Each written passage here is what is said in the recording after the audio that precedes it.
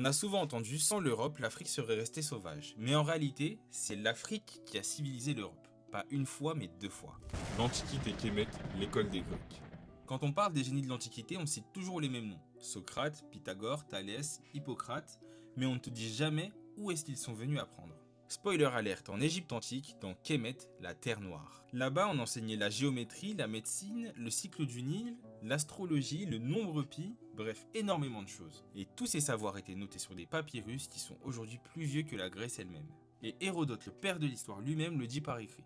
Les Grecs ont emprunté beaucoup aux Égyptiens. Mais pourtant, l'histoire moderne a effacé ce lien et cite l'Égypte seulement comme une civilisation méditerranéenne pour blanchir la source de savoir africaine. Le Moyen-Âge, l'Afrique du Nord éclaire l'Europe. Deuxième fois, le Moyen-Âge. L'Europe est plongée dans la misère, les épidémies et le fanatisme. Et c'est l'Afrique du Nord avec les morts ou les savants d'Al-Andalus qui ramènent la science, la philosophie, l'hygiène et la lumière. À Cordoue, on éclaire les rues, on construit des bains publics et même des bibliothèques. À Fès et Kairouan, on apprend les mathématiques, la médecine et la poésie. C'est là qu'on redécouvre Aristote, les chiffres arabes et l'algèbre et qu'on transmet à l'Europe ce qui deviendra la Renaissance. Les savants comme Averroès, Al-Zarawi ou Ibn al-Haytham ont inspiré Copernic, Galilée ou encore Léonard de Vinci. Alors non, l'Afrique n'a pas attendu l'Europe pour bâtir ou pour enseigner.